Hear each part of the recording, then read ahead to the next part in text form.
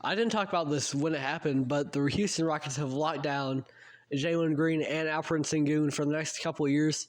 Green, it's 3 years. I believe Sengun is a 5-year extension. And the big deal about both of these is that they are not max contracts. And in the league now, so often players are seeking that max contract.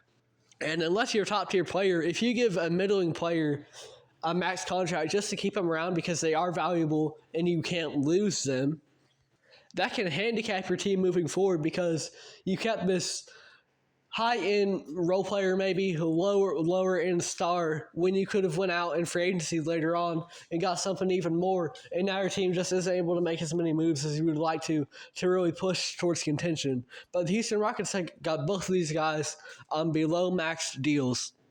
And that's really notable in the case of Jalen Green because he's got 2 years and then an option, I believe it is. Yeah, player option in the third season.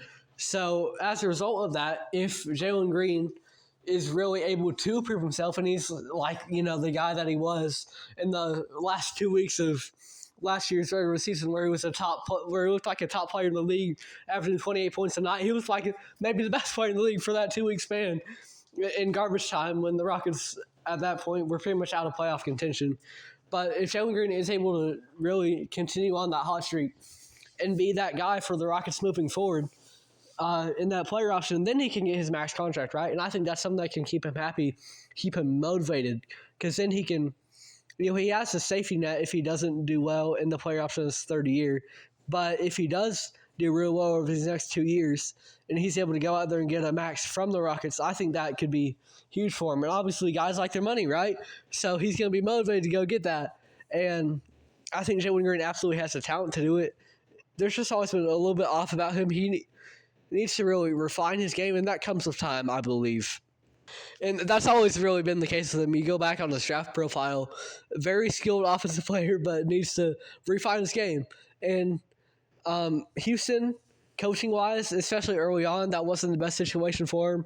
Also, playing with a guy like Kevin Porter Jr. kind of would take away touches from him. But now, Jalen Green's got a little bit more of a green light, and I trust Amadoka a lot more as a head coach, and I think Jalen Green, his development over these next couple of years is going to be really good. I thought that last year too, though, with Fred VanVleet and Dylan Brooks coming in, all the veterans, but it didn't work out yet. I think absolutely he has the potential to, and he turned things up at the end of last year, and so often guys can have good final stretches, but I think that was kind of the moment that gave him the confidence that he needed because Green's a player that can thrive off confidence. Just with his play style. When he's not, he might be inefficient, but obviously the way he was shooting in terms of percentage-wise from the three-point line, because if he kept up that pace, he would be the best three-point shooter of all time. He's not going to be that, but I do think that the stretch that he had is going to give him the confidence to be able to take more shots and, just even if it is shooting from three, not to the extent that he did last year.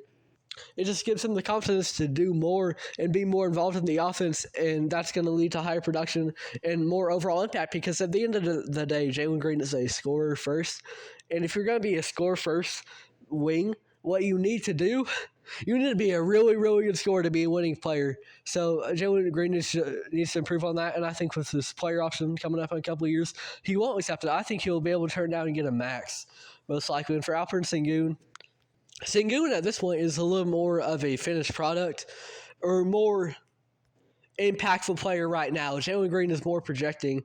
Alperen Sengun is already great right now. So it's a steal for the Rockets to not have to pay him a max just because of the value that this guy has as a borderline all-star. And you can make an argument about whether he'd be worth a max, but so often team is just going to give him that without thinking.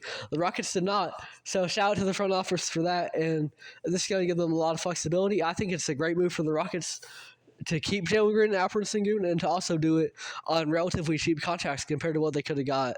It's a great situation over in Houston for sure. Obviously, there was the argument that they overpaid Fred and Dylan Brooks a year ago, but they've been really impactful as veterans to help this team learn and improve. There's a bright future over in Houston. It's led by Jalen Green and Alperen Sengun and Mr. Thompson as well. But, we can talk about his money in a couple of years.